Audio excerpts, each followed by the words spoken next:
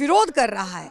क्या पूरा मामला है? ड्राइवर जो है तमाम यहाँ पे पहुंचे हैं, उनसे बात कर लेते हैं। क्या क्या क्या क्या मांगे कर रहे हैं? देखिए, हमारी जो मांगे हैं वो 29 सूत्रीय हैं और जिसमें मुख्य मांगे हैं ड्राइवर आयोग और ड्राइवर दिवस और ड्राइवर वेलफेयर बोर्ड।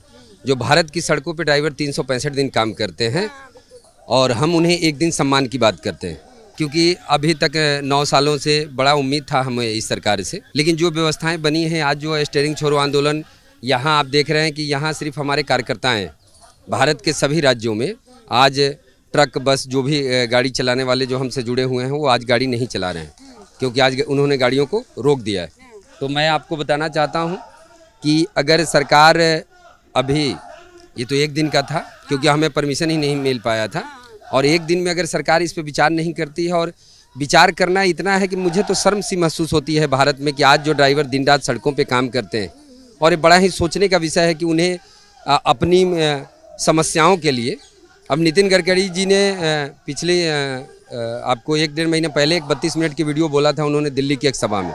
उन्होंने कहा था कि बड़ा इम्पोर्टेंट जो है ड्राइवर देश के ट्रांसपोर्टिंग सेक्टर में, लेकिन उसके बावजूद भी आप कह रहे हैं कि हमने सड़कें बेहतर बनाई, हमारे देश में व्यवस्थाएं बदल रही है। जो ड्राइवर दिन रात सड़कों पर चलते हैं उन्हें एक दिन सम्मान न मिलना, उनके लिए कोई व्यवस्था नहीं बन पाना, जबकि सरकार में जो मंत्रालय है उसका करोड़ों रुपए बजट आते हैं, उसमें से मात्र 0.1% भी अगर निकाल दिया जाए ना तो भाई ड्राइवरों के लिए एक राहत कोष बन जाएगा। आए दिन सड़कों पे ड्राइवर दुर्घटना होते हैं, या किसी भी कंपनी में आपने देखा होगा, किसी भी कंपनी में दुर्घटनाएं होती है, ड्राइवर को 10-20 हज़ार रुपये दे के एम्बुलेंस में डाल के भेज दिया जाता है, उसके बाद वो ड्राइवर के परिवारों का हालत क्या होता है। तो हमारी जो मांगे हैं ना, उनके परिवार के लिए दुर्घटना हो जाने के बाद जब अपंग हो जाते हैं उनके लिए व्यवस्थाएं बने। किसी भी कंपनी के अंदर आप देखते होंगे जो ड्राइवर 10 गाड़ियों से लेकर 2000 तक गाड़ियां बनवा देता है, लेकिन मैंने आज तक साल के एक दिन किसी ड्राइवर को ये नहीं देखा कि 2 फूल माला डाल के कोई ये कह दे कि भाई हमारी कंपनी में ये ड्राइवर काम करता था और ये शहीद हो गया, ये मर गया। आज तक भारत के किसी भी कंपनी में मैंने नहीं देखा कि एक ड्राइवर को याद किया जाए। तो 1 सितंबर स्वाभिमान की लड़ाई है जी, ये मान सम्मान की लड़ाई है।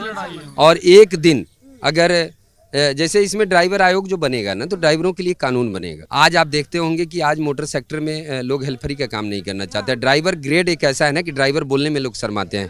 कार आप लोग भी चलाते होंगे, ड्राइवरिंग एक शब्द ही ऐसा है ना कि वो मुझे लगता है कि बोलने में लोगों को शर्म महसूस होती है, लेकिन अगर इस पेशे से लोग जुड़े हुए हैं तो उन्हें भी लगता है कि मेरे बच्चे, मेरे पत्नी, मेरे माता पिता भी गर्व से कहें कि मेरा लड़का एक भारतीय ड्राइवर है। तो हमारी जो लड़ाई है ये सम्मान की लड़ाई है, हक की लड़ाई है, और भारत में सभी ड्राइवर गर्व से और उनके घर वाले भी कह सकें कि मैं इस देश का ड्राइवर हूँ।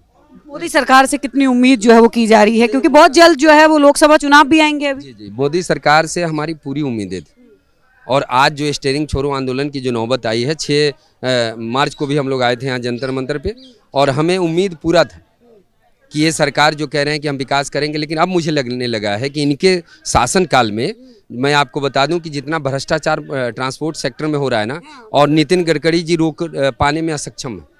क्यों? क्योंकि मध्य प्रदेश एक ऐसा राज्य है जहां से खाली गाड़ी गुजरने का भी पैसे दिए जाए, चाहे वो 500 हो, 1000 हो, 1500, 2000, ये ऐसी स्थिति है। तो ये भ्रष्टाचार रोकने में ये लोग असक्षम हैं, और ये जो कहते थे कि भ्रष्टाचार को रोक के हम भ्रष्टाचार मुक्त बनाएंगे, मुझे लगता है कि ट्रांसपोर्ट सेक्टर में इनके 9 सालों के शासन, अब तो 10 साल होने वाले हैं, लेकिन इसमें भ्रष्टाचार ज्यों के त्यों है, व्यवस्थाएं नहीं बदली है, सिर्फ सड़कें बदली है।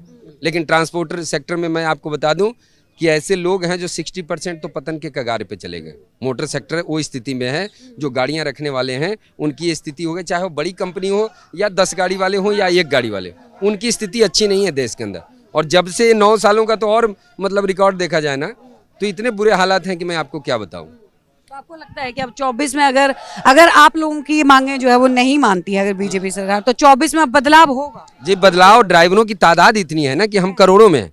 अगर एक घर से आप सोच लीजिए कि परिवार जितने जुड़े हुए हैं, हम अपने मत का प्रयोग करेंगे, और भारत में इनकी सरकार को अगर बदलने की क्षमता रखते हैं तो भारत के ड्राइवर ही रखते हैं, क्योंकि आज जितनी तादाद है ना भारत में ड्राइवरों की, ये 22 करोड़ है, और मैं कह रहा हूँ कि ड्राइवर हर घर से है, ऐसा कोई परिवार नहीं, क्योंकि सड़कों पे आप भी चलते हैं, और जिन समस्याओं से हम पेशेवर होकर गुजरते हैं वो समस्याओं से आप लोगों को भी सामना करना पड़ता है, क्योंकि कदम कदम पे आपने सिस्टम बनाया, आपने हर चीज़ों में सिर्फ सरकार अपने लिए काम कर रही है। उसने क्या किया, जब कोरोना काल था ना, उस समय भी डीजल की आमदनी की वजह से ही सरकार चल रही थी, और सरकार अपने फायदे के लिए, उस समय दवा नहीं थी लेकिन इन्होंने शराब बेचना शुरू कर दिया था। ये बात आप लोगों ने, न्यूज़ वाले भी बता रहे थे, आज बिका कर्नाटक में इतने करोड़ की शराब, और एक तरफ नीचे आ रहा था कि इतने लाख लोग मर गए। तो ये सरकार जो है ना, अपने फायदे के लिए कुछ भी कर सकती है। और आज ये जो ड्राइवरों की जो स्थिति है, और जिन ड्राइवरों को लेकर ऑल ड्राइवर कल्याण संघ पूरे देश में काम कर रहा है ना, ये ड्राइवर को मैं जगाने का काम कर रहा हूँ, सिर्फ लोगों को कि आप अपने हक और अधिकार के प्रति जाग जाएं। आप जाग जाएंगे ना तो आप अपनी शक्ति को पहचान जाएंगे, और जैसे ही आप अपने आप को जान जाएंगे तो मुझे लगता है कि भारत की सरकार भी समझ जाएगी। बहुत धन्यवाद। तो देखिए, ये ड्राइवरों के स्वाभिमान की लड़ाई है।